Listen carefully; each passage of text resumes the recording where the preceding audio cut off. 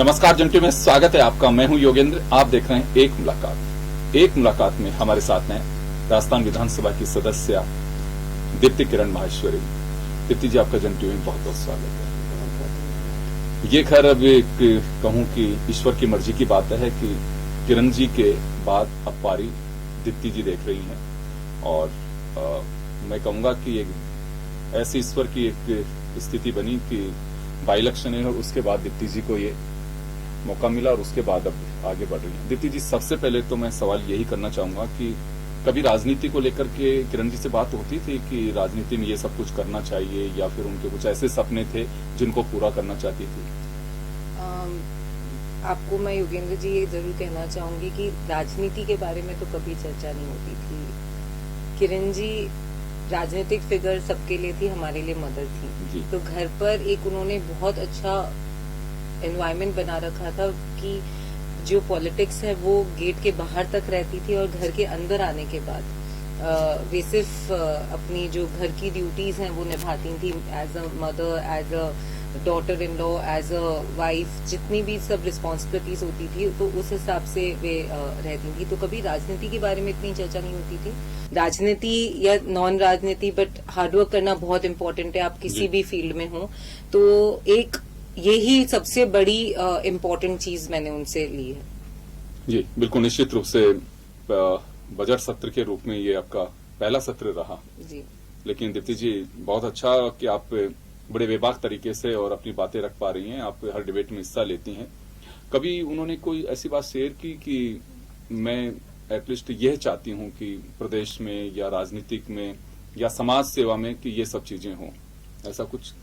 उनकी सोच महिलाओं को लेकर बहुत रहती थी। वे डेफिनेटली वुमेन एम्पावरमेंट या महिलाओं को आप कैसे बढ़ा सकते हैं, इस बारे में एक सोच उनकी हमेशा रहती थी। मेरे से मैं आपको बताया ना कि जैसे राजनीति के बारे में हम ज्यादा चर्चा नहीं करते थे, लेकिन डेवलपमेंट क्योंकि मेरा भी इंटरेस्ट रहता था, मैं एक एनजीओ से अटैच थी, तो उसके रिलेटेड मेरी बहुत उनसे चर्चा होती थी और हमेशा वे कहती थी कि महिलाओं को अगर शिक्षित कर दिया और उनके लिए हमने कुछ करा तो हम पूरे परिवार को और समाज को सुधार सकते हैं। अगर महिला वर्ग के बारे में करें तो ये उनकी बहुत रहती थी। बच्चे उनको बहुत पसंद थे, कॉलेजेस में जाना या बच्चों के साथ टाइम स्पेंड करना और उनके आइडियाज लेकर इम्प्लीमेंट करना, वो उनको बहुत पसंद था। एक बहुत आपको मैं बात बताना चाहूंगी कि वे खाली कभी नहीं बैठ सकती थी। मैंने उनको इतने समय, मतलब कोरोना का जो पीरियड रहा, जितने जनों से वो मिली थी फर्स्ट लॉकडाउन में, उनको सबको इन्होंने ये बोला कि ब्लेसिंग इन डिस्गाइज है ये। परिवार के साथ रहने का मौका मिला और घर पर भी, लेकिन वो कभी खाली नहीं बैठती थी। बच्चों के साथ क्राफ्ट भी करनी है पर खाली बैठना उन्होंने नहीं सीखा था। राजसमंद में अगर बात करें तो अब मैं किसी से भी मिलती हूँ तो वे डायरेक्टली राजसमंद किरण जी। निश्चित रूप से किरण जी ने राजनीति में एक अच्छी पारी खेली। वो सांसद भी रही हैं, राजस्थान विधानसभा की सदस्य रही, मिनिस्टर रही और एक कद्दावर नेता बीजेपी की रही हैं वो। कुछ ऐसा चाहती हैं आप कि वो, जैसे आपने कहा कि विमेन एम्पावरमेंट को या फिर ये कहूं कि महिलाओं को ज्यादा से ज्यादा वो आगे बढ़ते हुए देखना चाहती थी। हर किसी की ख्वाहिश भी होती है कि महिलाएं केवल अब चूल्हे और चौके तक सीमित नहीं रहें, तो उस क्षेत्र में कुछ ऐसा प्लानिंग कर रही हैं आप? बिल्कुल योगेंद्र जी, ये बात आपको बहुत क्लीशे लगेगी शायद, लेकिन मुझे लगता है कि इस चीज में कोई प्लानिंग नहीं हो सकती। ये एक नेचुरल चीज है जो हर मिनट हमारे साथ चलती है। हम जितनी भी महिलाएं हैं, और मैं कांग्रेस बीजेपी नहीं कहूंगी, पर कोई भी क्षेत्र में कोई भी महिला से आप मिलेंगे, भली वो पॉलिटिक्स से हो, किसी बिजनेस हाउस से हो या सर्विस से हो या आईएएस हो, वे हमेशा यही चाहेंगी कि वे महिलाओं को प्रेरित कर सके कि वे अपने घर से बाहर निकले और कुछ न कुछ अचीव कर सकें। जरूरी नहीं है कि कोई महिला घर पर है तो उसने कुछ अचीव नहीं करा है। घर में रहकर भी आप बहुत कुछ अचीव कर सकते हैं, लेकिन एक सेल्फ कॉन्फिडेंस, एम्पावरमेंट का मतलब ये नहीं होता कि आप बाहर जाकर आप बहुत फेमस हो गए, लेकिन आपके घर को भी आपने कितने अच्छे से निहारा है या निखारा है, वो भी एक अपने आप में एम्पावर वुमेन ही कहलाती है। तो एक उस दिशा में हम कॉन्स्टेंटली सब काम करते हैं। मैं ये आपको सबके लिए बोल सकती हूँ, महिला वर्ग के लिए कह सकती हूँ। तो डेफिनेटली मेरी भी सोच यही रहेगी कि मतलब रहती भी है और रहेगी भी। एंड कोई भी ऐसा कार्यक्रम भी होता है तो मैं पहले आगे चलकर उस चीज को उसमें अपनी तरफ से अपना इनपुट देने की कोशिश करती हूँ। आपने कभी सोचा था मुझे राजनीति में आना है? कभी भी नहीं सोचा था योगेंद्र जी कि राजनीति में आना है। इनफैक्ट मुझे लगता है कि बचपन से क्योंकि एक लीडरशिप क्वालिटी इनबिल्ट रही थी स्कूल में, कॉलेजेस में, किसी भी फंक्शन में या हमारे जो फेस्ट होते थे और उसमें आगे चल के पार्टिसिपेट करना, हेड करना, उसको मैनेज करना, उसमें हमेशा से आगे रहती थी। लेकिन बहुत फैमिली और फ्रेंड्स कहते थे कि आप जाओगे, लेकिन मैं हमेशा ये कहती थी कि किरण जी जितना हार्डवर्क नहीं कर सकते इसलिए पॉलिटिक्स नहीं कर सकते। पर भगवान ने कुछ शायद और सोच रखा था। कहते हैं ना कि हम हमारे बारे में क्या सोचते हैं और ऊपर वाला क्या डिसाइड करता है। किरण जी का जाना हमारे लिए बहुत ज्यादा जिसको कहते हैं एक सेटबैक था। और जब राजसमंद की जनता हमारे पास आई थी कि नहीं, किरण जी के जो अधूरे सपने हैं राजसमंद को लेकर, चाहे वो मेडिकल कॉलेज के हो, चाहे वो ट्रेन का हो मावली मारवाड़, या ऐसी कितनी चीजें हैं जो वो चाहती थी, इंडस्ट्रीज आए यहाँ पर, रोजगार मिल सके, ऐसी कितनी चीजें थी। उनका ये मानना था, क्योंकि उनको किरण जी में इतना विश्वास था सब जनों को कि नहीं आप इस चीज को, इस जिम्मेवारी को आगे बढ़ाएंगे और उनके सपने आप पूरे कर सकते हैं। तो इसलिए उनके कहने पर ये चीज तो जब ये सब कुछ डिसाइड हुआ, क्योंकि ये तो तय था कि किरण जी के परिवार से टिकट मिलेगा, क्योंकि उनका एक कद था, वो जिस तरह से काम करते थे, वर्किंग स्टाइल, और तो ये कैसे परिवार में डिसाइड रहा कि अभी उनके अधूरे काम आपको पूरे करने हैं? मेरे लिए इस क्वेश्चन का आंसर देना बहुत मुश्किल है, बिकॉज समहाउ ऑर्गेनिकली ऐसा हो गया। किसी ने भी सोचा नहीं कि किसको लड़ाना है या किसको नहीं लड़ाना है, पर एक चर्चा बहुत ऑर्गेनिकली राजसमंद में ये आ गई कि किरण जी के सपने किरण जी की बेटी पूरा करेगी। मुझे नहीं पता कि लोगों को, हम पहली बार मिले थे, कितने जनों से मैं पहली बार रूबरू भी हुई थी, लेकिन उन सबको मुझे देखकर मेरे अंदर कुछ विश्वास आया। मैं किरण जी जैसी दिखती हूँ शायद इसके लिए, या नेचर सेम है, मुझे इस चीज के बारे में नहीं पता मैं ऑनेस्टली, पर एक शक्ति, ये आपको जरूर कहूंगी कि एक आशीर्वाद किरण जी का रहा। क्योंकि जैसा कि आपने बोला कि पहली बार बजट सेशन में भी मैंने मतलब एक प्रयास करा है कि मैं, ये सब हिम्मत कहीं ना कहीं से ये आशीर्वाद होने का है, इसमें कोई संदेह नहीं है। और बात राजसमंद के लोग तो आपकी वर्किंग स्टाइल और सब चीजों को बड़ी बारीकी से देखते हैं, लेकिन जयपुर में भी विधानसभा में लोग अक्सर चर्चा करते हैं कि किरण जी के जाने का दुख है, लेकिन किरण जी को रिप्लेस दीप्ति कर रही हैं। आपने कुछ सोचा है कि हाँ मुझे राजसमंद में ये काम खास तौर से करने हैं जिनको आप आगे ले जा सकें? क्योंकि देखिए अब आप इंट्रोड्यूस हो चुके हैं सिस्टम से कि कैसे पैसा आना है। 5 करोड़ रुपए मुख्यमंत्री जी ने आप लोगों को एमएलए लैंड भी दिया है। अधूरे ख्वाब जो होते हैं, अधूरे जो सब चीजें देखी हुई हैं कि वो चाह रही थी कि ये पूरे करने हैं, उनको लेकर के अभी आपने अपने स्तर पे देखा कि हाँ मुझे ये कुछ चीजें हैं जिन्हें मुझे पूरा करना है?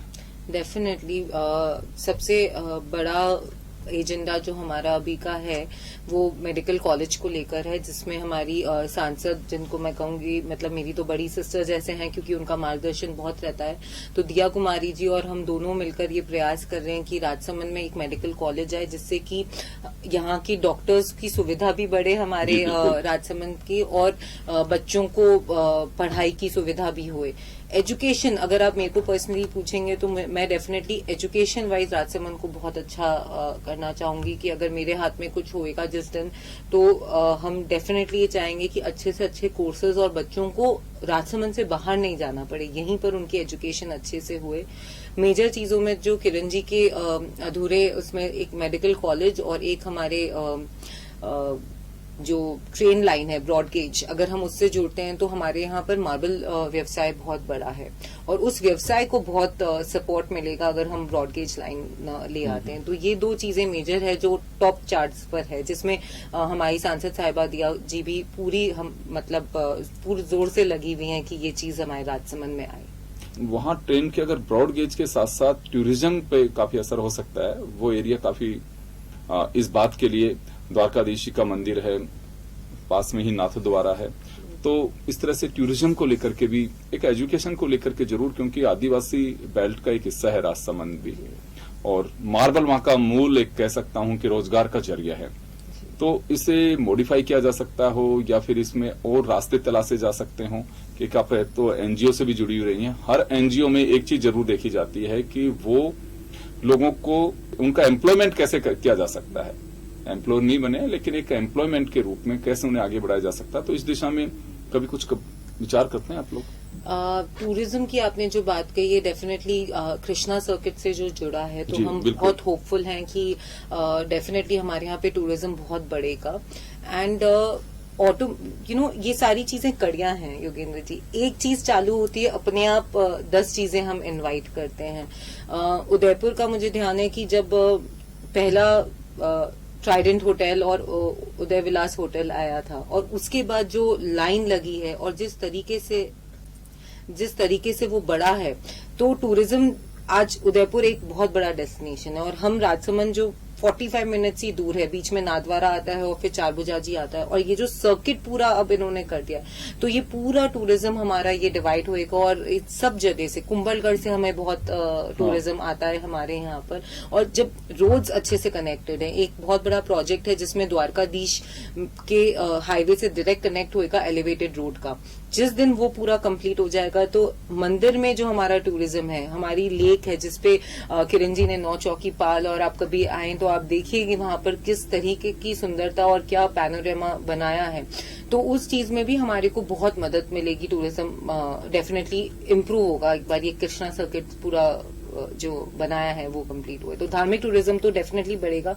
उसके अलावा अभी जो प्रयास कर वाटर एक्टिविटीज चालू हुई है हमारे यहाँ पर ये सारी कड़ियां तभी पूरी होगी जब मैंने एक क्वेश्चन उठाया भी था विधानसभा में बार बार कि राजसमंद झील जब तक नहीं भरेगी तब तक हम हमारे टूरिज्म को मतलब नहीं देख सकते कि ये बहुत ज्यादा बढ़ सके। आज उदयपुर में जब ये जुड़ी योजना से और पानी अब लबालब रहता है, चाहे बारिश कम भी हो तो भी झील भरी रहती है, तो टूरिज्म अपने आप आता है। जिस दिन राजसमंद की झील पूरी भरेगी तो टूरिज्म, कृषि और मार्बल, ये तीनों को सुविधा मिलती है और तीनों बहुत अच्छे स्ट्रांगली चलेंगे।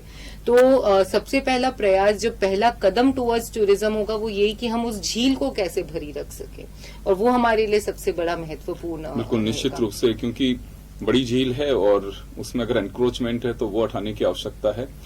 मैं चलिए दीप्ति जी आप हमारे साथ बने रहिए वक्त। दीप्ति जी, निश्चित रूप से राजसमंद झील न केवल राजसमंद के लिए एशिया की महत्वपूर्ण झीलों में से एक झील है वो, और वहां काफी कुछ हो सकता है, बोटिंग हो सकती है और दूसरे काम हो सकते हैं, खेती जिसे कहते हैं उस तरह से फिशरीज का काम हो सकता है, सिंगाड़े हो सकते हैं, शायद होते भी हैं वहां पे। लेकिन अभी दिक्कत क्या है वहां पे जिस मांग को आपको उठाना पड़ रहा है?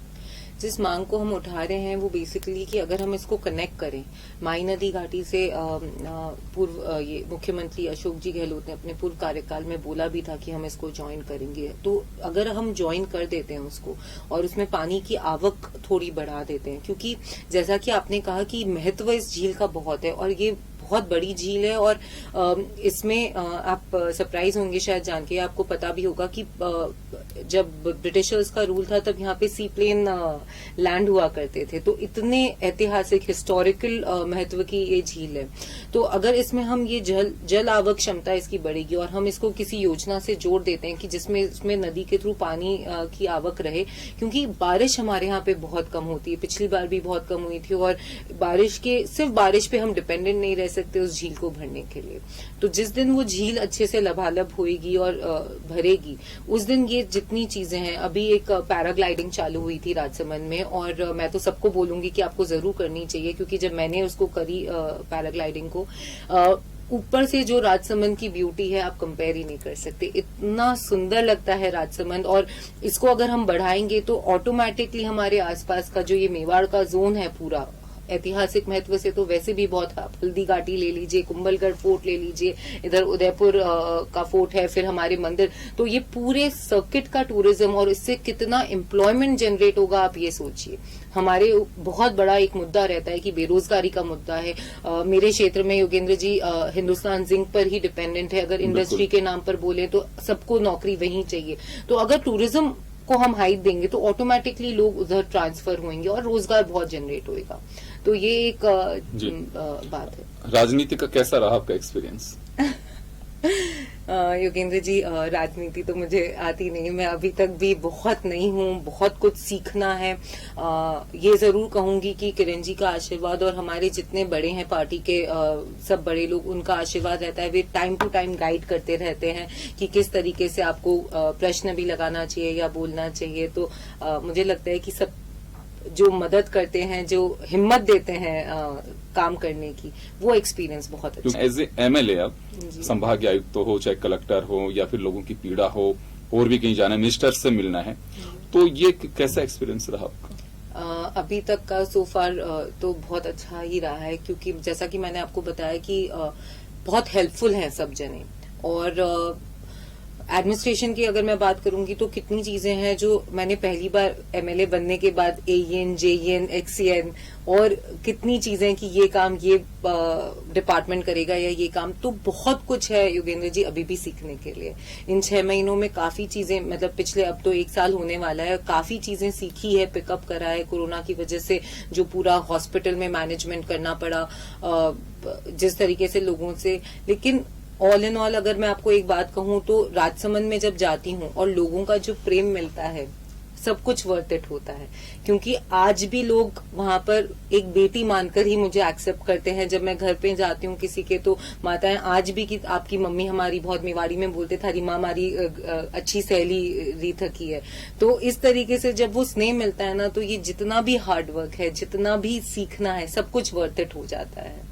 कभी ऐसा लगता है कि क्योंकि यहाँ राजनीति में देखिए अवसर का बड़ा वो होता है, किरण जी के बाद में बहुत सारे लोग सोच रहे होंगे कि मुझे चुनाव लड़ना है, कभी इस गतिरोध का भी सामना करना पड़ता है, गुटबाजी या दूसरी तरह की चीजों को फेस करना पड़ता है? क्योंकि राजनीति है, देखिए अब आपका एक जॉब हो गया अभी एक तरह से, और आपको अब इसी में सब कुछ करना, कर्म भूमि अब यही है, तो ऐसा कभी फेस करना पड़ता है आपको?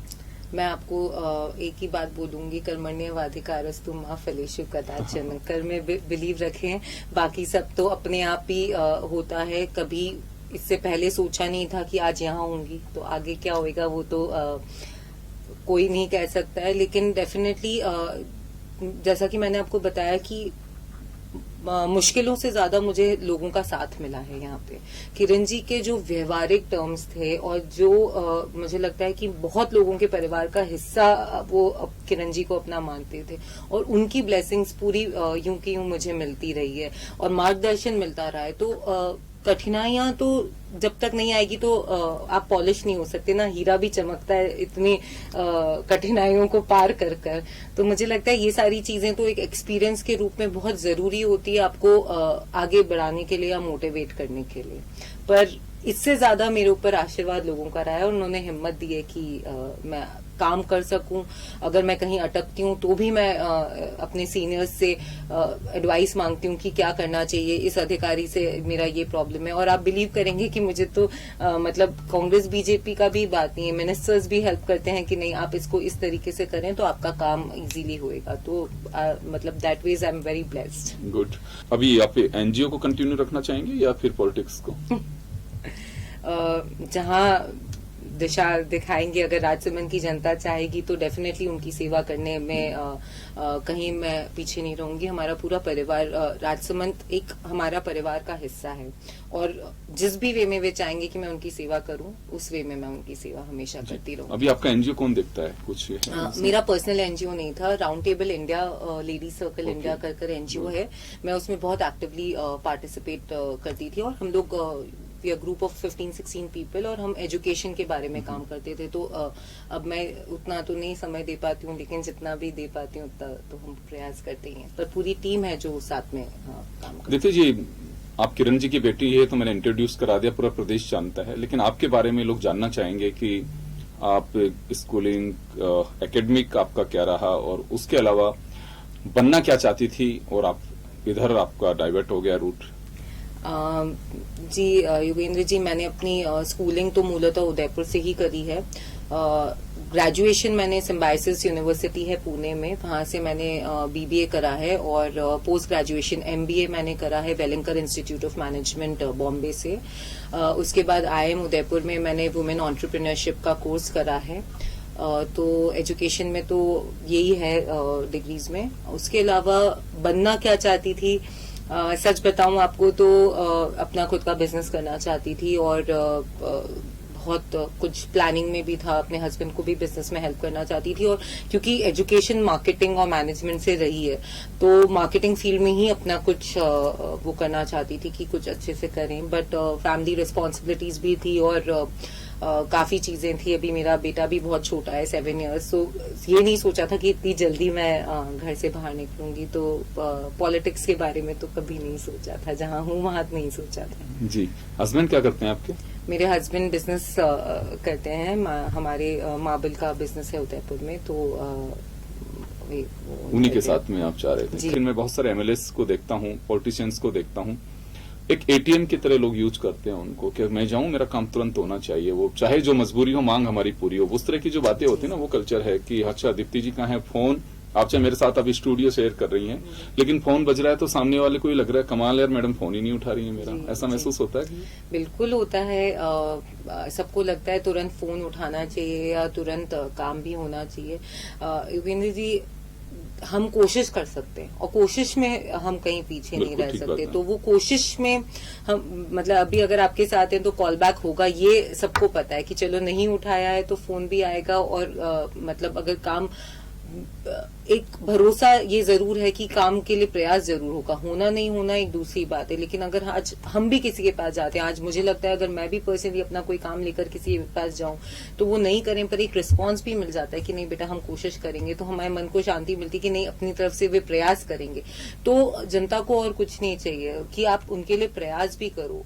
हो सकता है 100% काम किसी के नहीं होते, लेकिन उसमें हम प्रयास में अगर अपना 100% दे दें तो वो भी एक अपने आप में बहुत संतुष्टि की बात होती है। दीप्ति जी, आप जब अब सार्वजनिक जीवन में आप अपनी सेवाएं दे रही हैं, लोगों के साथ में मिलना जुलना, कभी आप जब एमएलए बनने के बाद में ऐसी कोई स्थिति बनी या कोई घटना हुई या फिर कहूं कि किसी से मिलने के दौरान जिसमें उस घटनाक्रम ने आपके दिल को छू लिया हो कि ये तो मैंने कभी देखा ही नहीं? बिल्कुल हुआ था। एक बच्ची के साथ दुष्कर्म हुआ था योगेंद्र जी, और छोटी सी बच्ची थी 6 साल की, और उसकी मदर नहीं थी, फादर अकेले थे, और उसकी बुआ उसको वहाँ पे हॉस्पिटल, हमारा जो जिला कार्यालय है, जिला हॉस्पिटल है राजसमंद का, वहाँ पे उसके बुआ के साथ वो थे, और उस बच्ची पे मीडिया, राजनीति और सब चीजें मिलकर जो पाउंस हो रहे थे, मुझे वो ज्यादा मतलब उस बेचारी के साथ जो हुआ वो तो हुआ, बट उसके बाद जो एक प्राइवेसी वो उससे भी उभर नहीं पाई, वो मेरे को बहुत छुआ उस दिन। मैंने कहा ये बिल्कुल गलत है, हम सबको पहले उसको स्पेस देना चाहिए। डेफिनेटली पुलिस ने बहुत अच्छा कोऑपरेट करके और हम सब ने मिलकर प्रयास करा, दबाव बना, और 24 घंटे के अंदर जो रेपिस्ट था उसको पुलिस ने पकड़ा और बिहाइंड द बार करा। लेकिन उस बच्ची को देख के वो चीज बहुत छुई। दूसरी चीज मैं आपको बताऊंगी कि सबसे पहले जब मैं एमएलए बनी थी और कोरोना का जो सेकेंड वेव टूटी थी, मतलब इट वाज पीक, लोग फोन करते थे, डेल्टा का कहर जब चल रहा था, बिल्कुल डेल्टा का कहर चल रहा था योगेंद्र जी, और लोग फोन करते थे जैसे आपके अंदर कोई भगवान की शक्ति है और आप सब सॉल्व कर सकते हैं, कि मैडम एक सिलेंडर तो आप दिलवा ही सकते हो, ऑक्सीजन कहीं से दिलवा दो और बेड कहीं से दिलवा दो। स्थिति और परिस्थिति ये थी कि मतलब सुबह से हम शुरू होते थे और रात तक लगता था कि अब कितनों की डेथ की न्यूज आने वाली है, हर ग्रुप में कोई ना कोई नोन जा रहे थे, कोई ना कोई हमारे कार्यकर्ता गए हैं, और हम इतने लाचार फील कर रहे थे कि लोगों को भरोसा है कि नहीं हम उनको दिला सकते हैं बेड या हम उनको ऑक्सीजन प्रोवाइड कर सकते हैं, लेकिन सिचुएशन सब जगह एक जैसी थी। तो बहुत लाचार मैंने अपने आप को उस दिन फील करा था कि मैं क्यों नहीं कर पा रही हूँ। वो तो सभी की पोजीशन अलग थी, पता नहीं क्या एक कहर ऐसा बरपा कि हम कई बार मैं कहता हूँ कि हमने छोटा सा झोपड़ा तैयार किया आंधी और तूफान से बचने के लिए, लेकिन बादल ही फट गया तो बड़ी स्थितियां अलग हुई। एक चीज और मैं जानना चाहूंगा कि अभी हाउस की कंटिन्यू आप एक एक्टिव मेंबर के रूप में आपने पार्टिसिपेट किया, कभी पार्टी पॉलिटिक्स से अलग हटके महिलाएं भी आपस में कि हाँ विमेन इश्यूज को लेके हमें चर्चा करनी चाहिए, कभी ऐसी बातें होती हैं? बिल्कुल होती है, बिल्कुल होती है। इनफैक्ट अभी नई सदस्य प्रीति जी जो मेंबर ऑफ यहाँ से बनी है वल्लभ नगर से, तो उन्होंने एक सोच रखी कि मेवाड़ की हम जितने भी महिलाएं हैं, हमें जो ये दुष्कर्म होता है बच्चियों के साथ या उन फैमिलीज के साथ, उनको हम मिलकर क्या प्रोवाइड कर सकते हैं, एब्सोल्युटली नॉन पॉलिटिकल।